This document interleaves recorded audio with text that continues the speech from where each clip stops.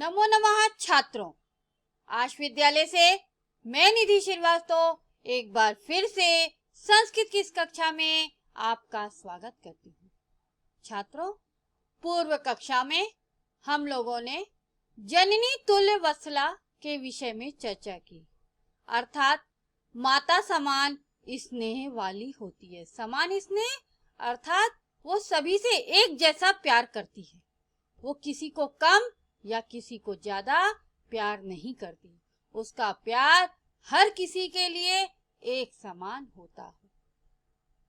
तो इसी बात को महर्षि वेदव्यास द्वारा रचित महाभारत ग्रंथ के वन पर्व से उद्धृत इस कथा में लिया गया है, जिसमें व्यास द्वारा कौरव प्रधान धृतराष्ट्र को समझाने का प्रयास किया गया है।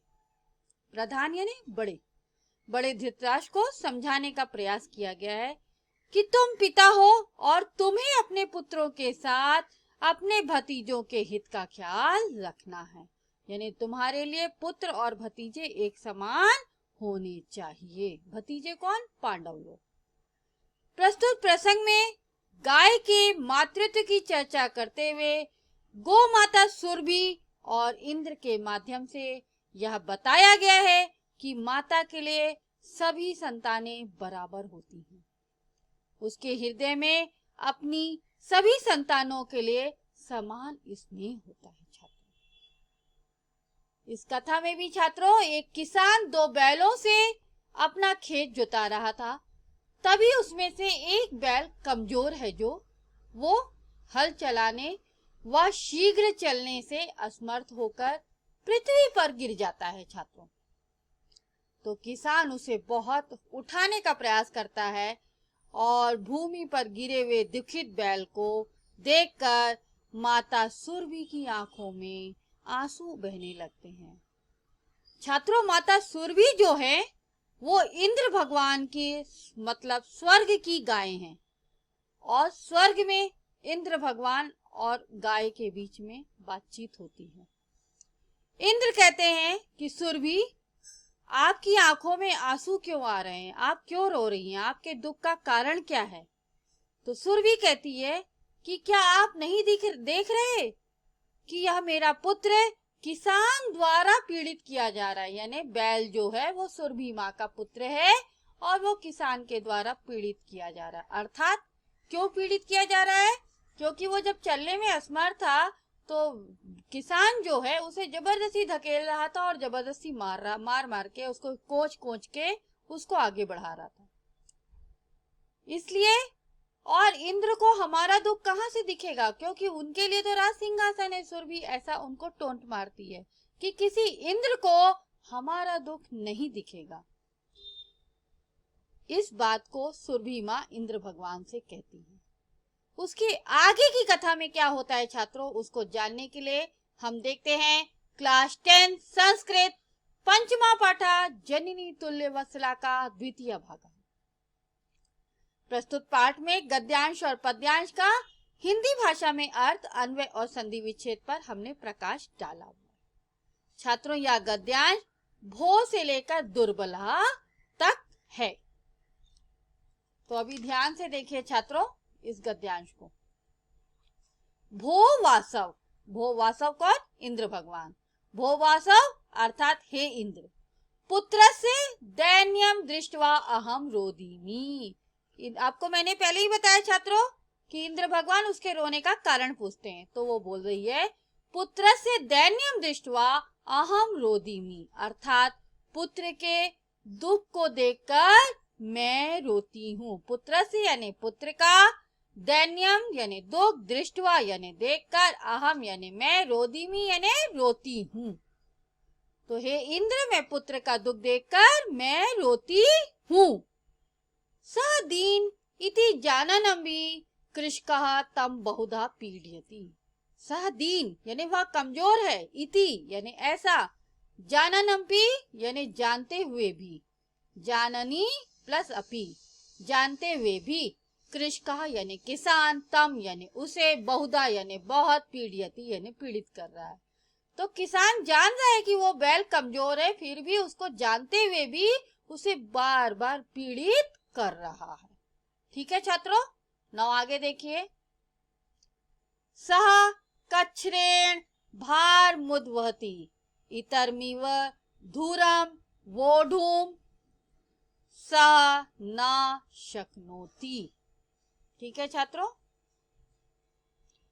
कच्छ्रेण सह यानी वह, कच्छ कृच्छ्रेण यानी कठिनाई से, मुश्किल से, भार मुद्वहति भारम प्लस उद्वहति, भारम यानी भार को, उद्वहति यानी सहन कर रहा है या ढो रहा है। तो वह बहुत कठिनाई से, बड़ी मुश्किल से भार को ढोता है। इतरमीव, इतर यानी इस तरह से, इतरमीव यानी दूसरों के समान, इव यानी के समान, इतर यानी दूसरे। तो इतरम प्लस एव यानी दूसरों के समान, धुरम वोढ़ूम ना सह ना शक्नोति यानी दूसरे के समान, धुरुम, धुरम क्या होता है? जो छात्रों चक्के में धुरी होती है वो गाय के, बैल के साथ में लगी होती है। तो जो बैल, धुरी का जो वजन है वो बैल उठाने में असमर्थ है। तो इसीलिए यहाँ पर लेखक कह रहे हैं कि सह इतरमीव धुरम वोढ़ुम स न शक्नोति यानी वह दूसरे के समान धुरी यानी जुए का वहन करने में भी समर्थ नहीं है।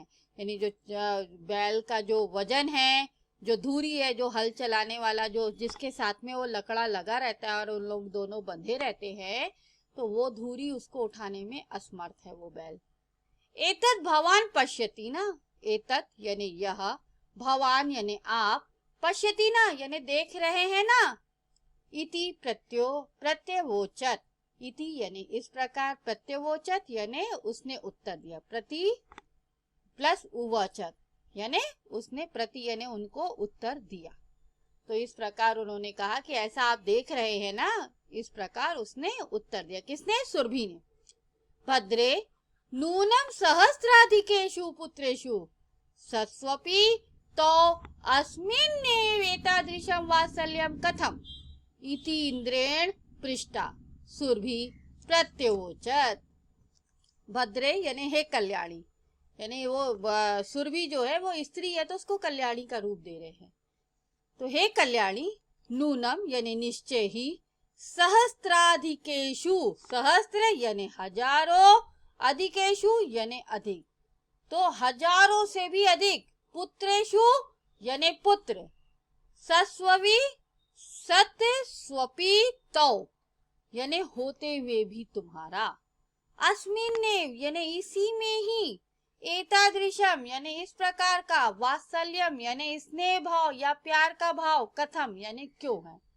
तो हे कल्याणी, इंद्र भगवान ने कहा कि निश्चय ही तुम्हारे बहुत सारे पुत्र हैं, हजारों से भी अधिक पुत्र हैं, तो उनके होते हुए भी तुम्हारा इसी में स्नेह भाव क्यों है।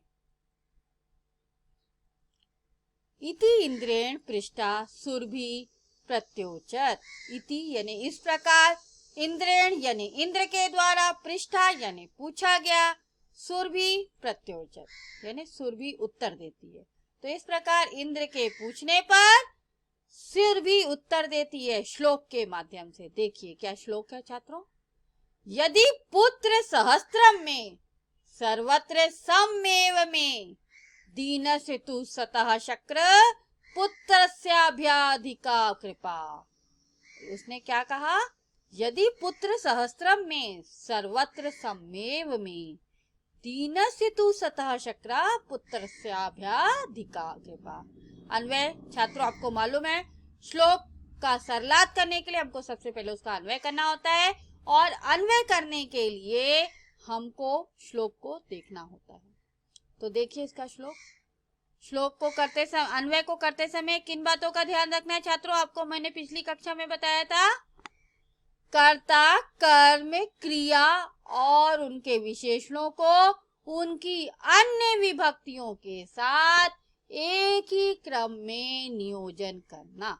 ठीक है छात्रों? तो देखिए, यदि में पुत्र सहस्त्रम सर्वत्र में समम एव, शक्र पुत्रस्याभ्याधिका कृपा, शब्दार्थ में यानी मेरी, शक्रा यानी इंद्र, सम्मेव यानी समान।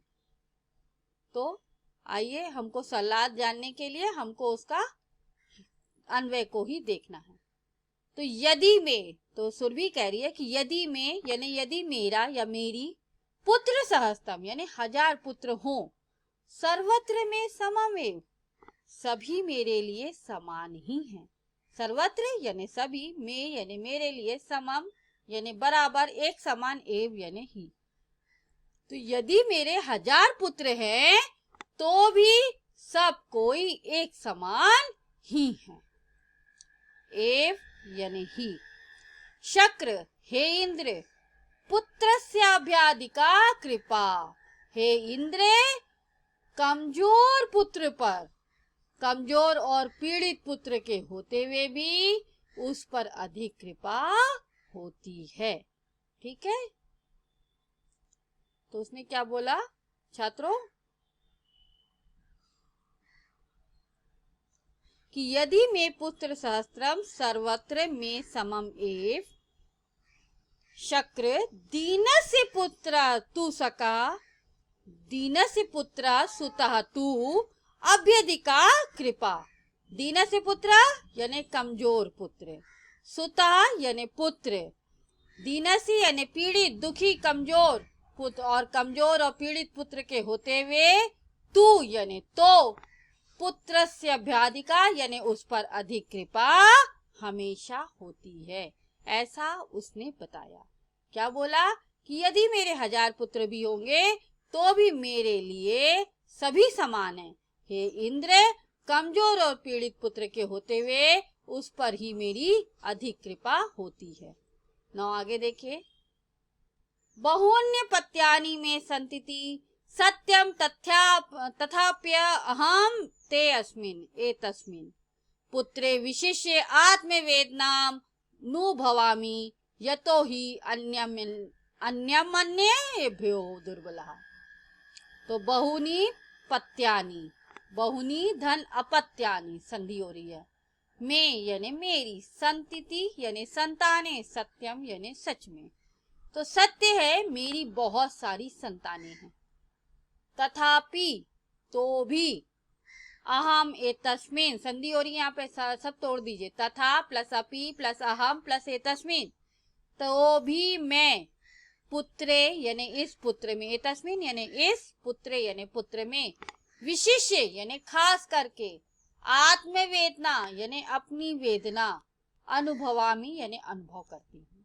तो मेरे 1000 पुत्र होने पर भी मैं इस पुत्र में खासकर अपनी आत्मवेदना अनुभव करती हूँ। ऐसा सुरभि ने छात्रों कहा। यतो ही अन्यमन्योभ्यो दुर्बलः, यतो ही क्योंकि, अन्यम यानी दूसरों से, अपि दुर्बलः यानी दूसरों से दुर्बल है, कमजोर है। ठीक है छात्रों, तो आइए इसका संधि विग्रह, इस गद्यांश और पद्यांश में जो भी संधि आई हैं उसको हम देखते हैं। जाननपि जानन प्लस अपि, भार मुद्वहति भारम प्लस उद्वहति, सहस्त्राधिकेषु सहस्त्र प्लस अधिकेषु, सममेव समम प्लस एव, पुत्रस्य अभ्याधिका पुत्रस्य प्लस अभ्यधिका, बहुन्य पत्यानि बहुनी प्लस अपत्यानि, आत्मवेदनानुभवामि आत्मवेदनाम प्लस अनुभवामि, तथाप्यहम एतस्मिन् तथापि प्लस अहम प्लस एतस्मिन्। तथापि को भी आप तोड़ सकते हैं, तथा प्लस अपि प्लस अहम प्लस एतस्मिन्, अन्यमन्येभ्यो अयम प्लस अन्येभ्यो। तो छात्रों ये गद्यांश यहाँ पर समाप्त होता है। आज आपने पढ़ा कि सुरभि ने इंद्र को जवाब दिया कि हमारा विनाश किसी इंद्र को दिखाई नहीं देता, मैं अपने पुत्र का दुख करती हूँ क्योंकि किसान जो है पीड़ित पुत्र को जबरदस्ती धकेल रहा है, जबरदस्ती उससे किसान के हल चलवा रहा है। तो हे इंद्र, पुत्र का दुख देखकर मैं रोती हूँ क्योंकि वह कमजोर है, ऐसा जानते हुए भी किसान उससे काम करवा रहा है। तो इंद्र ने उससे कहा कि आपके तो बहुत सारे पुत्र हैं, फिर इस पुत्र में क्यों भाव रखती हैं? प्रेम का। तो उसने कहा मेरे हजारों भाव पुत्र होने पर भी मैं इसी कमजोर पुत्र पे ही मेरा स्नेह अधिक होगा। तो छात्रों, आपको ये गद्यांश अच्छी तरह समझ में आ गया होगा। अगर आपको कोई भी डाउट है तो आप आश विद्यालय में जाकर अपनी क्वेरी में ये डाउट पूछ सकते हैं। मैं आपका जवाब जल्द से जल्द दूंगी। तब तक के लिए धन्यवाद छात्रों। नमो नमः।